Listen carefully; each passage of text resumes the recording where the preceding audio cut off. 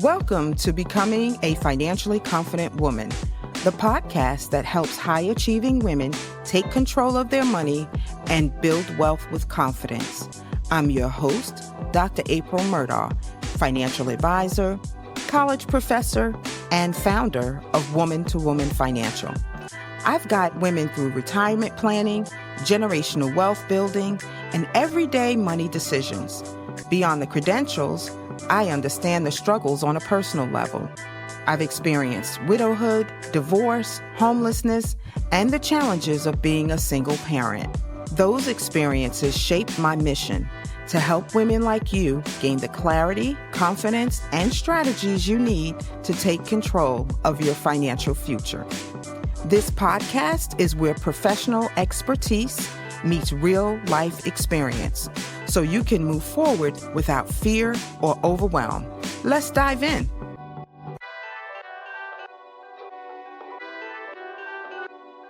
Hi, everyone. Welcome to another episode of Becoming a Financially Confident Woman.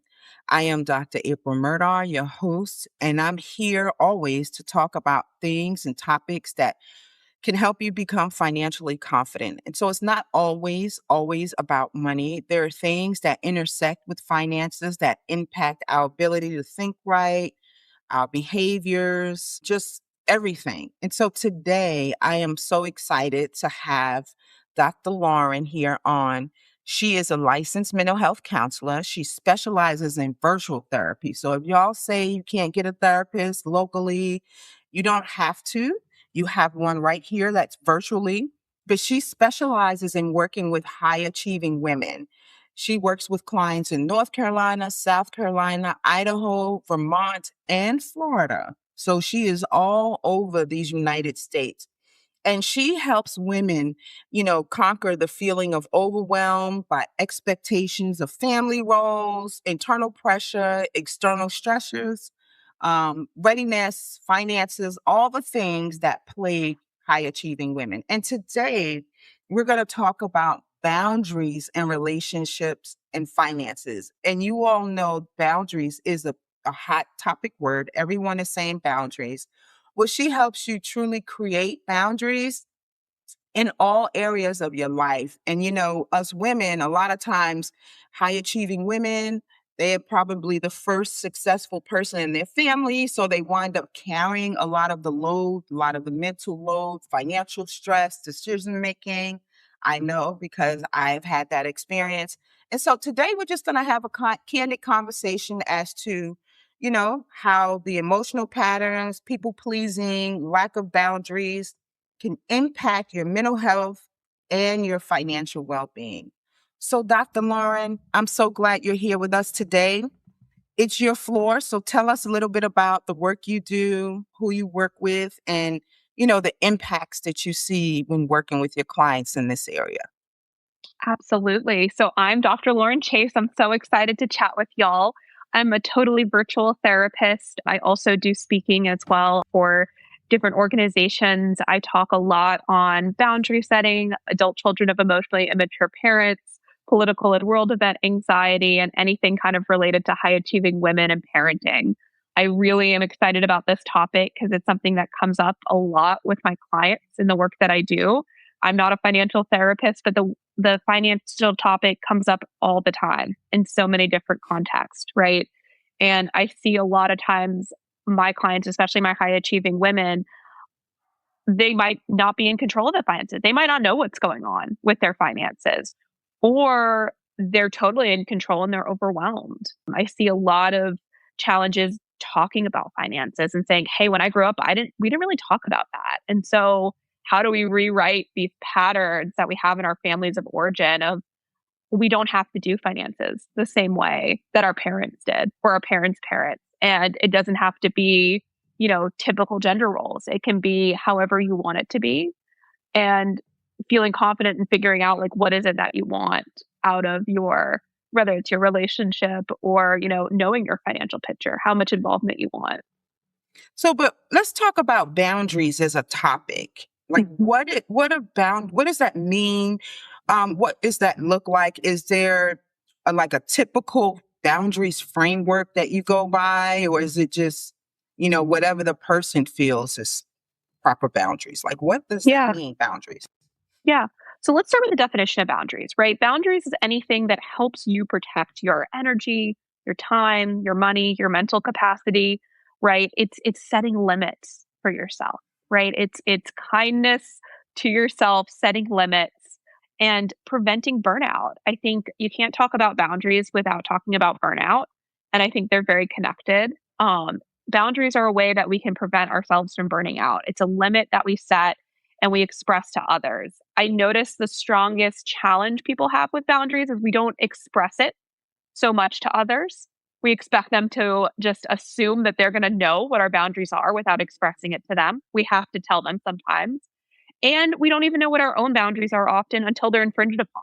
And I think that's also the hard part is we don't often know until we're like, "Ooh, this is a boundary for me."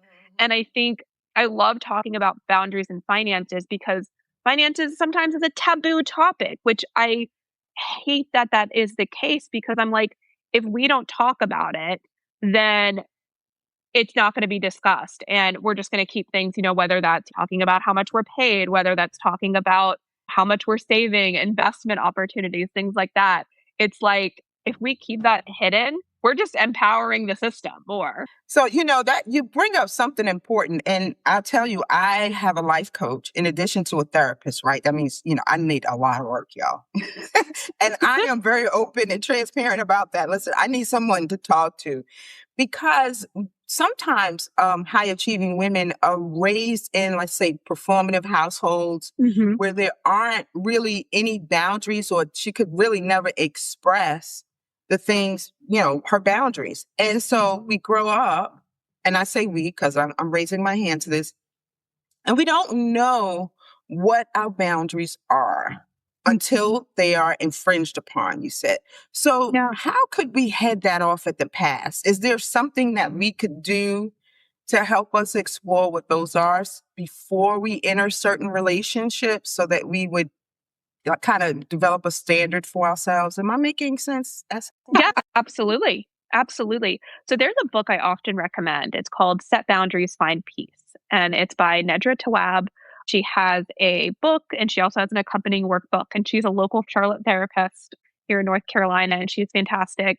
It's a fantastic book that talks about, defining boundaries, where we get our boundaries from, and like really having us practice like exploring what our boundaries are and really defining that before they're even infringed upon. Because again, it's a topic we don't talk about until it's an issue. But we're setting boundaries every day. And no matter what we're doing, we're setting boundaries at work, we're setting boundaries with our partner. And it's just something that's not talked about enough until it's there in the forefront. It's like, how can we proactively talk about boundaries before it becomes a big issue? Yeah, yeah. Because I'm sure, like in your practice, and I know in my relationships, I identify as heterosexual, and so Mhm. in my relationships with men, I didn't have any boundaries. So it was, a lot of the times I was, well, anyway, I was raised that, you please your husband, you do whatever, and Yep. you cook, you clean, you make them happy. And so Hmm. no one ever had the conversation about, well, what makes April happy? And so here, Hmm. you're achieving, you're growing, and you enter these relationships with people that probably are you've allowed to press those boundaries and, you know, Hmm. infringe upon those boundaries. And then you wake up 25 years later and you're like, oh my God, you discover boundaries and you're like, I can't live like this. And I say that because a lot of my high achieving women clients now wake up in marriages that they've been in for years and years and realize that the whole time that they lost themselves in the process. So I guess the question is, how do you set limits for yourself? Like, what does that actually mean? And how do you in your practice dive into helping people understand what their limits are? Yeah. I use a really simple framework and I always tell people like I feel insert feeling word here because blank behavior. And I just always say start with that. Like I feel hurt. I feel disregarded. I'll use a simple example that probably a lot of women can relate to in these heterosexual relationships. I feel disrespected when you throw your clothes on the floor and expect me to pick them up, Mhm. right? I feel hurt. I feel overwhelmed because you're not participating in working on the laundry with me, household chores. That's always like an easy go-to, but expressing that really that I feel not that accuse you're doing this, you're bad, you're doing this. It's this how I feel because of your behavior. This is how I'm feeling and I'm owning it. Mhm. Mhm. Okay, so it really is about you. So when we translate that to finances and you say, well, women come to you and of course finances have been taboo in their Mhm. household. They grew up with that. How do you see women allow people to infringe upon their boundaries when it comes to the handling of the finances in a Yeah. relationship? Yeah, so I see several different things. I see the woman taking it on totally herself and like totally getting overwhelmed and not figuring out how to divide it. Or I see them just defaulting to their partner and not being involved and not even knowing and just not having that information. And I think there's a piece of like we can all own different things in our relationships. That's okay, but you still need to know what's going on to a point. There still needs to be a point where you know how much money each partner is coming in with, however you choose to divide your finances, right? You choose together. But there needs to be a piece of information sharing because I think it's when that communication stops is when issues can develop. One person can own something, a task, that's totally fine. But is the other partner knowledgeable and knows what's going on, even if they're not so deeply entrenched in the bills and what's in the bank account, et cetera, et cetera? Yeah, I think that that is true. Like just having the transparency in the Mhm. relationship and knowing that, and I tell clients all the time, one person may be the spreadsheet person, Yeah. right? And then one person may be the not spreadsheet person, like the Mhm. spender versus the saver and all of those things. So how do you help women kind of overcome some of those challenges when it comes to boundaries and finances? I love the I feel because, right? Yeah. But to be honest with you, there are some times where the other partner doesn't really care about what you Mhm. and Yeah. so, how do you help them, I guess, specifically in terms of, all right, they don't care about how they feel. How do you help them take their boundaries back? How do you help them regain the confidence and things that they need in order to be able to express themselves, set boundaries, and move forward, if I'm making Yeah. sense? Yeah, absolutely. So, an activity I have clients do a lot, I call this the control circle. And I have them draw a circle, and everything inside of that circle they can control. Everything outside of this circle they can't. And I have them do it for a variety of circumstances, whatever it is. And thinking about boundaries within relationships, right? What can I control about my relationship and what can I not? Am I trying to control something that I cannot control? And is it something that I need to give up? Or is this a conversation? And, not that everyone needs to go to couples counseling, but it always can be helpful, right? If that's a piece where you're like, we're not seeing eye to eye. But in individual counseling, I always focus with my clients, what can you control in this situation? You can control how you react to your partner, the boundaries that you set with them, whether they adhere to those boundaries or not, you cannot control. You can control how you react to that though. Mhm, mhm. So really the onus is on you. Mhm. Really the Yeah. responsibility for how things work out is your responsibilities. So even when you talk about not just partner or romantic relationships, but talk about boundaries that are cross in familiar relationships. Yeah. Oh, absolutely. Especially with finances. I think that's something that comes up so often, whether that's, a down payment on a house, whether that's caring for elderly parents, whether that's, what sibling's going to pay for what, their level of involvement. And I always think of the aging parents because this is something I deal with a lot with clients is like the sandwich generation, if you're familiar with that term of these parents that are raising children and dealing with aging parents and they're in the sandwich generation and they're trying to figure out how can I take care of my parents and raise my children at the same time. Um, and figuring out like how can I get support from a sibling or from somebody else that might not be there? And how do I set the boundary of like, here's what I can do. I need you to take up some. Mhm. I need you to take up some of the task in saying that and just expressing what you need, like, hey, this is what I can do. This is what I need from you. So does that mean that you automatically stop doing, like, because I think women sometimes we're a lot of talk Hmm. and we're not any action, right? Our bark is worse than our bite. So how do we carry that out? How do we actually do it, Yeah. I guess, without the guilt of not taking on everything like we used to? Yeah. Here's what I can do. If you're the one dividing the task, right, you get the one to kind of decide what you take and what you don't. Here's what I'm capable of doing. And I state it that way. And I tell them, here's what I can do. Where can you pick up?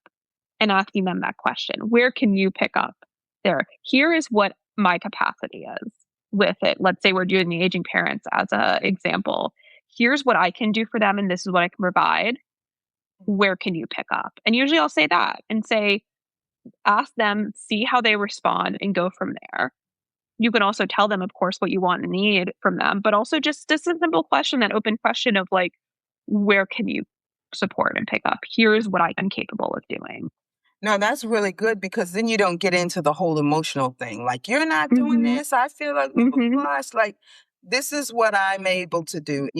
Tell me what else you can. I like that. I like that a lot. And so I think that is a good thing. And even with children, I mean, Hmm. talk about how you see that in parents and children, especially in finances. Yeah.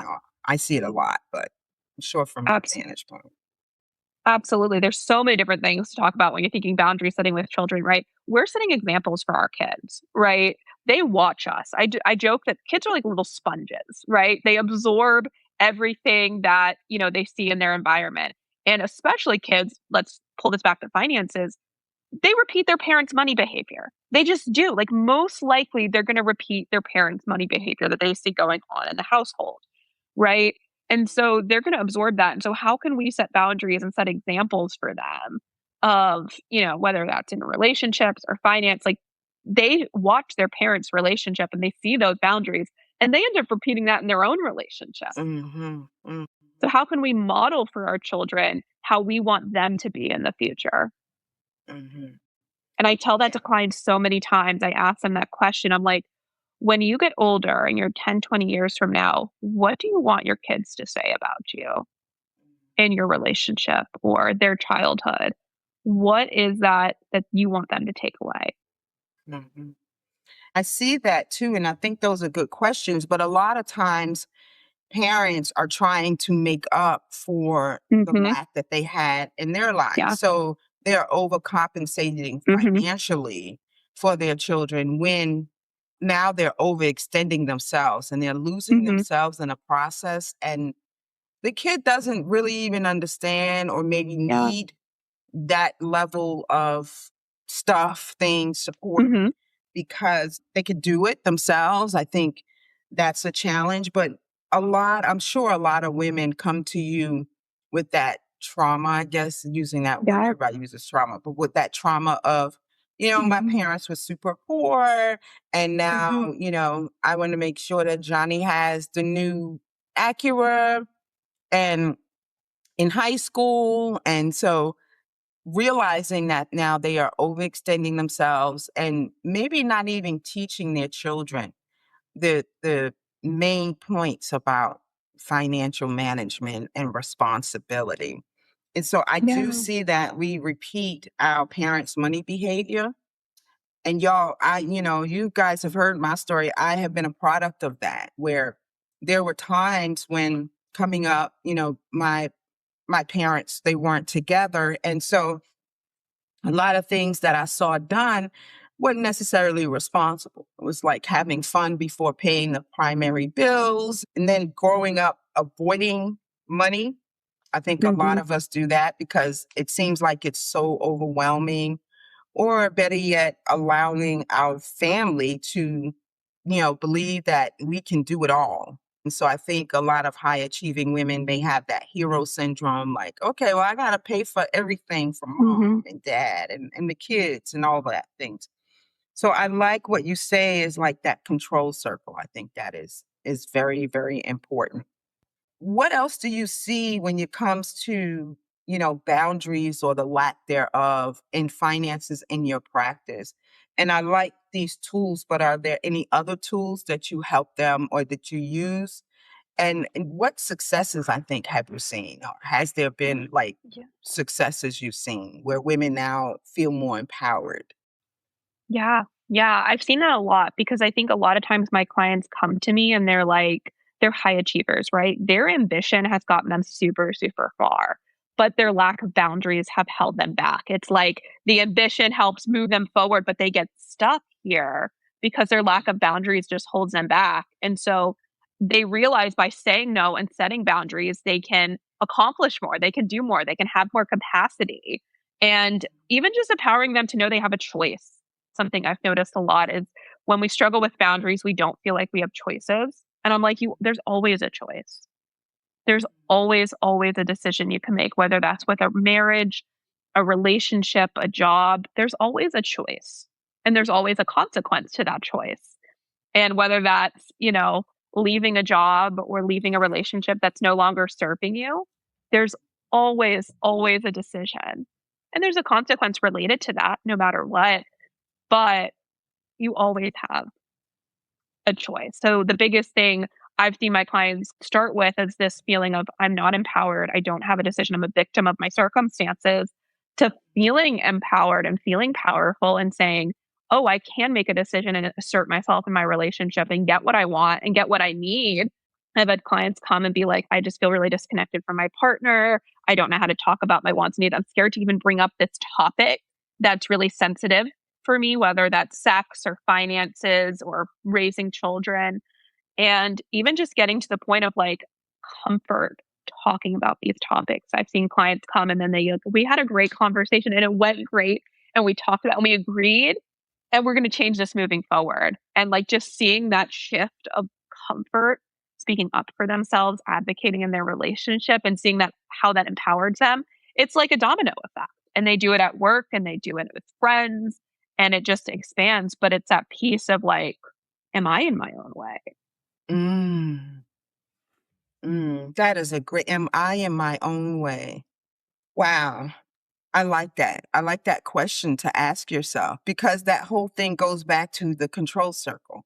What can Hmm. I control?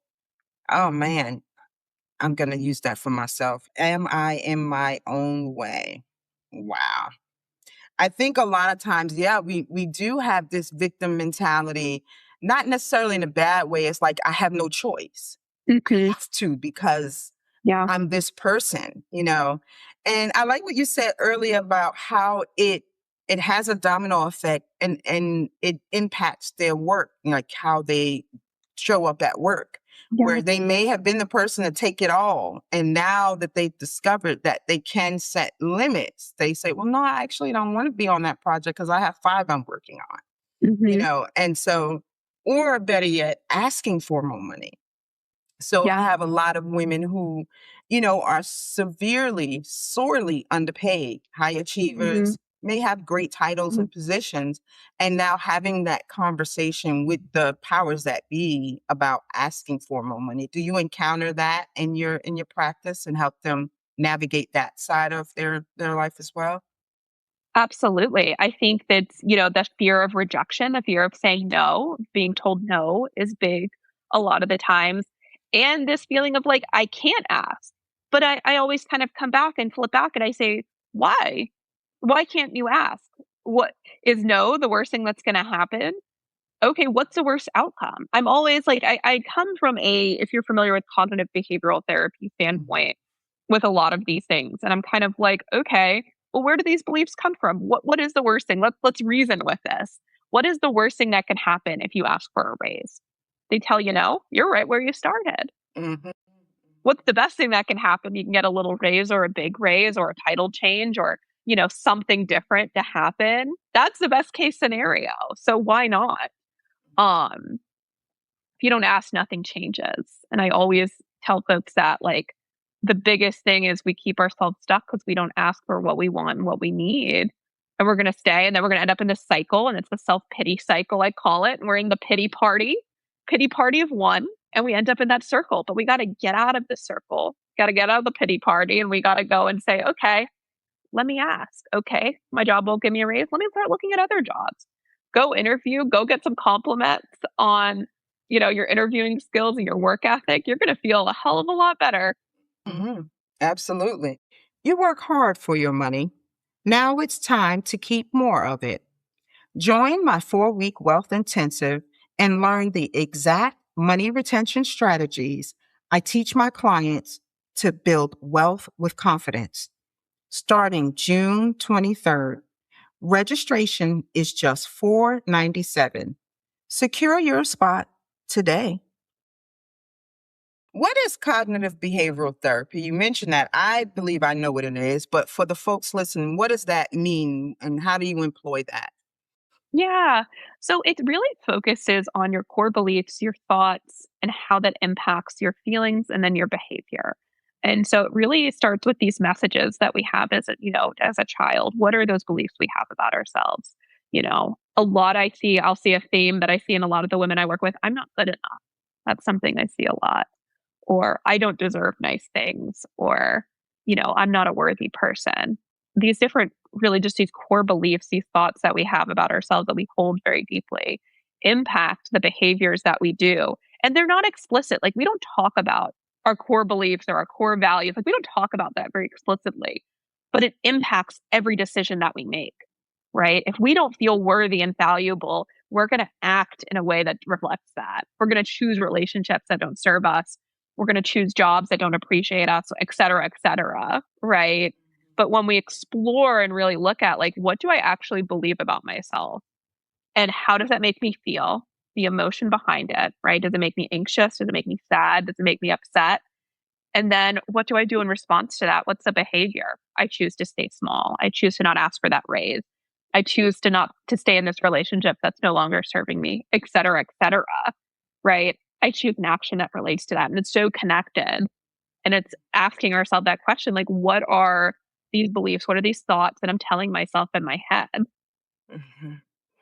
Yeah, because a lot of it is us, huh? A lot of this Hmm. things that we have are telling ourselves and things. Yeah, I like that core belief system. So I guess, I've heard, we have this big phenomenon of coaches and then we Hmm. have the therapists.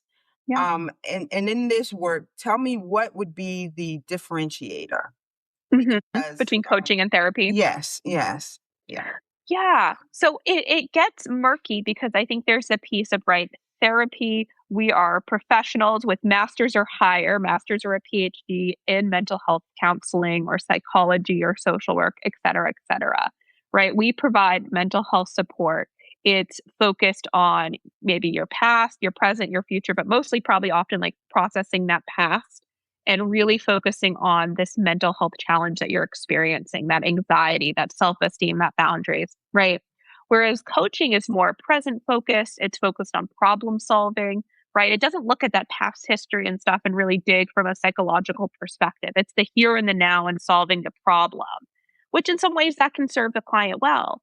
But if you're looking to process trauma, if you're looking to process deeper issues, your anxiety, your self esteem, really exploring that childhood and that deeper stuff is going to be really beneficial because it's not a problem that's going to be solved. It's an issue you need to explore and understand deeply. Mhm. So when you're doing that, and as it relates to boundaries, how do you employ CBT in boundaries? Are you talking about like the activities that you have them do? Okay, so we Hmm. explore the past and we know that the reason why I'm bad with money is because I never, I saw my parents be bad with money, right? And so knowing that, how do we then change the behavior? And I guess it starts with cognitive, mentally, right? But how do we change the behavior? Because I think most of the time, especially people in my world, financial planners, financial advisors, Yeah. we're focused on the behavior. Yeah. We're not focused on, at least the folks I've seen.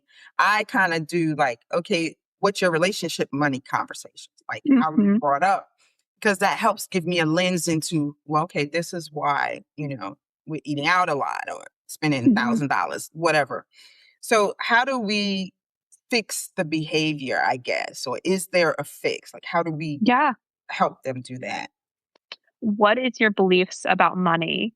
right? Do you believe that you deserve to have a lot of money? Do you believe that what do you believe the function of money is? And like, what are those beliefs that you're telling yourself? What's your money story? I love to explore that with clients a lot of like, what's your money story? You know, did you grow up with a lot of money? Did you not grow up with a lot of money? What function does money serve for you? Right? Money serves a lot of functions for us, right? It's so much more and deeper than just currency or, things to survive. It's, for a lot of people, and I'll say for women in general, I work a lot with women going through separation and divorce, right? Money might be freedom from leaving a abusive or a partner that's not serving them. Money might be freedom from that. Mhm. That's what that money might be for them. It's not just a number in a bank account. That might be freedom. That might be, pursuing their dreams. So it's so much more so like when I'm applying the CBT to the money, right? I'm thinking, what are your beliefs about money? Do you believe that you deserve money?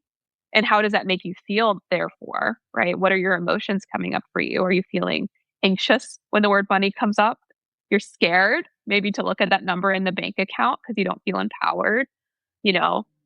And then what's the behavior that you choose to do in response to that feeling? Because our behavior is always in response to some kind of emotion. There's always an emotion underneath that behavior. If you're spending, let's say a client that's spending compulsively, right? Is it their inadequacy that they're trying to make up for?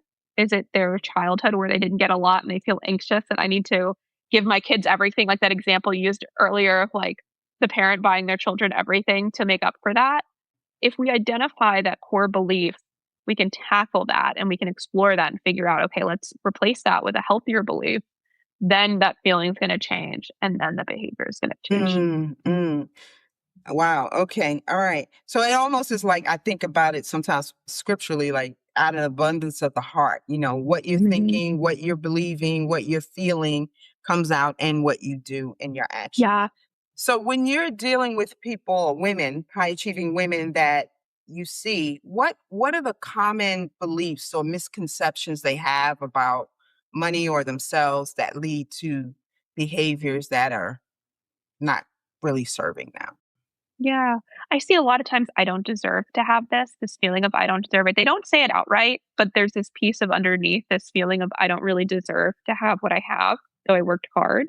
A lot of I'm not good enough, that I'm not good enough to have this or to be able to handle this. I can't handle this comes up a lot of I can't deal with this. Um, is a lot of the beliefs I think about money and finances that come up for these women of like I'm not good enough to handle this. I'm gonna mess up, right? The perfectionism comes in of like I don't know how to do this. So I'm not gonna be able to figure this out. I'm gonna mess up. I'm gonna make a mistake. Mhm, mhm. Yeah, I would say that's a common theme, and I see a lot of women come in like, "I didn't know, no one told me," and yeah, they don't feel like they deserve it, so they give so much of themselves and the Mhm. money away without first taking care of them. And Yeah. I'll tell you, I've been on a personal journey with my therapist and my life coach, and that is one of the themes is like putting me first Mhm. and not feeling guilty for putting Mhm. me first. And so a lot of us high achieving women do extremely well. We bust our butts, but we put everybody in front of us. And so I Yeah. like the fact that, okay, we recognize what this is, we explore what those common beliefs are, and then we figure out how to reprogram, I guess I would say, Mhm. yourself to the belief that you want to see in your life. Is that correct? Or Yeah. how do we? Yeah. And I also think about when you were saying that, like, self-care, right, is something we don't often talk about enough. And financial self-care is a thing. Like, we talk about, when we think self-care, we think bubble baths and chocolate and wine and all of that. But, like, financial self-care and, like, taking care of yourself financially is self-care. Knowing your finances, knowing how much you're saving versus spending, empowering yourself to, yes, we can treat ourselves sometimes with limits, right? But taking care of yourself financially is self-care. That's a form of self-care. That's you taking care of you and empowering yourself to, what's your values and what's important for you to spend on and where can you leave it? Mhm. Yeah, I say that all the time. I say, because I'm in this world, managing your money is the best form of self-care. It is Mhm. because I Yeah. think it's a lot of peace associated with it. You have control. This is something you can control. Mhm. Relationships with other people, getting them to understand your feelings, your boundaries, and what you won't or will accept may be a little more difficult. But when it comes to your money, you have the power. And so I Yeah. think it is, I agree with you. I know it's self-serving, but it is the best form of self-care to me because Yeah. for me, that's where a lot of things stem from. Now, I believe, yes, there's a lot of things in our past Mhm. that have, programmed us and created the situations or helped us develop these thoughts about ourselves and about money and how we should handle money. But I do believe that, yes, I take making sure that my bank account was good and that I had savings over going to get a massage any day. I love to Yeah. look at my account and see money, right? But that's just me.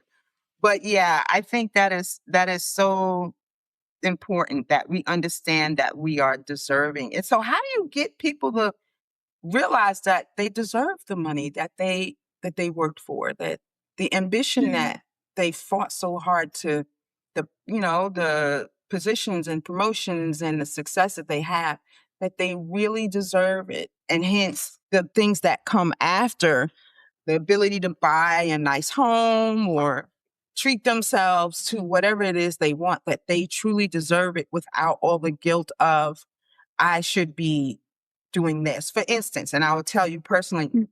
sometimes even now, I'm an empty nester. And, so my children are all grown, gone, married, living their lives. Two are not, but they all living their lives. And I was buying a ticket to a concert and for myself. And I was like, oh man, I think they would like this. Maybe I should invite so and so. And I started feeling bad, like, man, I'm gonna buy this and then I'm gonna tell them after that I went to so and so. And I should have Mm. invited them because I was used to making sure that the children were always Mhm. included and that I now deserve this time to do what I want to do Yeah. without having to feel guilty for doing what I want to do without said kids. So how do you help people get beyond that, especially when it comes to money and just things like that? Yeah. I think it's the piece of like emotions are okay. Like it's okay to feel bad. It's okay to feel guilty. Like let's explore that. Not judging yourself or beating yourself up for feeling that way. That's okay. What's underneath that guilt? And I really like to explore with clients what is underneath that feeling that you're experiencing. What's underneath that guilt? What's happening there? And what's really underneath that? Because it's not about the guilt. It's about so much more than that. And feelings are okay. All feelings are right. And I think accepting that we feel guilty, it means we really care about them and we want us to join it. In some moments, maybe it's great to buy that ticket for them and have them join. But it's also okay in those moments to say, hey, I'm not going to buy that ticket for them and I'm going to go and enjoy myself while at the same time, I love and appreciate them and enjoy spending time with them. Both can coexist. And I think this piece of like where we feel like we have to pick one or the other, we can both, love and appreciate our relationships and also say, hey, I'm not going to pay for this. I'm going to go by myself and enjoy it. Both can coexist. Mhm. Mhm. Oh, that's really good. That's really good. So, as we wrap up, I mean, it's your floor. So tell us, like, about you, about any more that you want to share when it comes to this topic of boundaries and relationships, the services you offer. Y'all, first of all, I want to say this. You guys know, and I didn't mean to cut you off, Dr. Lauren. You guys have heard maybe in the news where there is said coach who promotes herself as doctor and she's a therapist and all the things.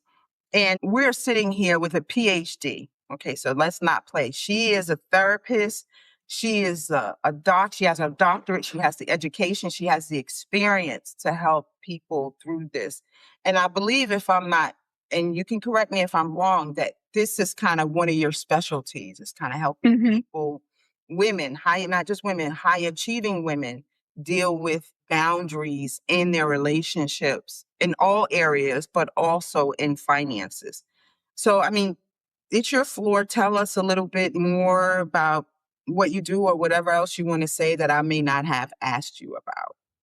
Yeah, absolutely. So, like I said at the beginning, I'm a totally virtual private practice. So, I do one-to-one mental health counseling with mostly women. As most of the clients, I will see men, but women are my specialty. I love working with high achieving women, boundary setting, emotionally immature parents, political and world event anxiety. And I also offer EMDR for trauma. So, if you've gone through any kind of childhood trauma or any trauma in your life, however you define that, EMDR is a really great approach that focuses on the mind body connection where you don't have to actually talk about your trauma and still process it within your body. It's really, really cool. So that's one of the services that I offer. I also offer speaking services. I love doing public speaking on topics like boundary setting and self care and talking about mental health in approachable, easy way that's not intimidating. That's one of my passions. And I speak at the national level. I do this all the time. And I love, love doing that about talking about these things in a way that anyone can understand because I think there's such a gatekeepy thing, I think, sometimes with mental health. And we feel like we don't know or we have misconceptions from social media. And one of my big passions is how can we talk about this in a real and authentic way that's not scary or taboo. I think we've done a lot better about talking about mental health and making it less taboo, but there's still this piece that I'm like, let's talk about it more. Let's make it less taboo. So, speaking services I offer, one-to-one counseling, totally virtual I offer, and the EMDR therapy I always recommend if a client, if someone, high achieving women that they've gone through some trauma and they're having a hard time processing and they've kind of pushed it back because oftentimes we overcome that with, being a high achiever and doing, going, but there's still something holding us back. It's a nice way of really exploring that in a kind and gentle way of just, understanding our body better and listening to our body. So I always recommend that for folks. I want to go back to something because I circled it, burnout. Yeah. So how do you know or how do you prevent the burnout that we Mhm. experience? I had an episode where I was like, I can't if I do one more thing. But Mhm. it shouldn't get there, right? Yeah. So how do we, I guess, be proactive about that as high Yeah. achievers? So really understanding what burnout is, right? Burnout is this total exhaustion. This is mental, physical, spiritual, like, right? It's just this exhaustion where you're tired and you feel like you're never rested. And it's this piece of like, you're hitting a brick wall. And that looks different for many people. But again, I just think the brick wall metaphor is a great way of thinking about it. And how do we prevent that before it happens? Boundaries and self care, right? Setting boundaries with work, setting boundaries with our relationships, taking care of ourselves proactively and not running on empty, right? I always describe burnout as like you're a car running on E. Eventually, it's just going to stop. It might stay on E for a little while, but eventually you're going to run out of gas and you're going to stop. And you don't know where you're going to stop. You don't know where you're going to be. You might be in the middle of the highway. You might be in front of your garage. You don't know, but you're going to eventually stop. And that's how I really describe burnout is like, how do we proactively prevent this? Because it could happen at any point. And nourishing ourselves and taking care of ourselves and knowing what do I want and need in this moment and honoring that. Yeah, that I think that's extremely important is preventing burnout, and especially when it comes to finances, because I find a lot of women come in and they have no clue. Like Mhm. it amazes me, that a woman that could make $500,000 a year doesn't realize that she actually makes $500,000 a year. She knows Yeah. what goes into her bank account, and she knows where the money goes. The bills that may come out or the things that she needs, but really taking stock of the money coming in, Mhm. looking at it going out, there's an avoidance, there's nervousness around that. And so then they come in and they're like, I'm burnt out, I don't want to look at it, I have no clue. Yeah. And they have this, I don't know, I don't care. And I'm scared now because the more you avoid something, I think the more fear is associated Mhm. with it. And so now you have no clue. I had a lady come in my office and we go through their things together and we were opening envelopes that she just was too scared to open, only to see that her 401k had dropped significantly. And by then she had quit her job to start her own business. And I mean, her 401k had dropped 90% because she wasn't looking at it. It gives so much fear. And she felt like, I'm burnt out. I work all day. I can't come home and look at my finances. And so navigating that is important. So I like that you said, like, when you feel like you're hitting a brick wall, that's burnt out. But then I think the self-care piece should be a consistent thing. Like, we should Yeah. have routine self-care so maybe we won't get to that wall. Like, you used the car analogy, Yeah. right? But if you change the oil and you get it washed, and the oil is 5,000 miles, you can't drive beyond that, or else you're going to mess up the engine. I guess it would be the same thing for us, I would imagine, right? I Yeah. just like that analogy. So, yeah, so that was my thought, but I love it. I love the fact that, first of all, you work with clients that I work with, right? High achieving women. I like the fact that you help them explore what is at the core of this belief, right? It's a lot of things that we financial planners don't do, maybe don't have the time or the skills, right? I'm not you. Mm. I don't have the training and the license. And then kind of helping them figure out how to change those behaviors. And that's Mm. important because a lot of people focus on the behavior, but not the root of the behavior. So Yeah. doing the whole money story, you guys, and you all know, I did a workshop on this, helping to rewrite your money story. So Dr. Lauren and I will be doing some webinars on how to do things like that and explore not just, okay, boundaries, but how can you start implementing these things in your life the way you want to see it? And I think that is super important. So I'm talking on and on because I could talk about this topic forever. Dr. Lauren, I just want to thank you so much for coming on the podcast today and sharing your knowledge. You all, I will make sure that her contact information is in the show notes. You can reach out to her. She's completely virtual, so you can have a conversation with her virtually. I see my therapist virtually, it works. And she can help you deal with some of these money issues that you're dealing with and really the core beliefs surrounding them. So anything else you want to add, Dr. Lauren?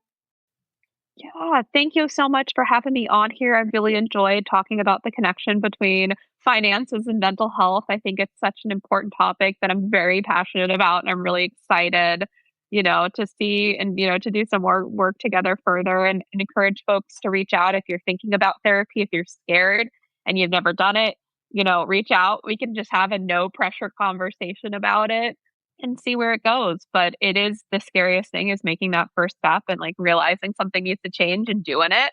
But that is the first step. And so I really appreciate it and enjoyed coming and chatting.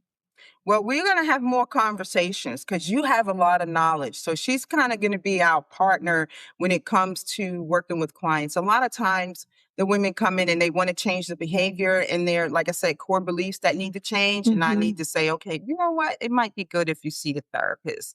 And so trust me, she will be one of the ones I'll be sending you guys to because I like the fact that she works with high achievers and that she really helps you explore what's at the root so that you could change the behaviors. And I think that's extremely important. So thank you for today. Thank you for your expertise.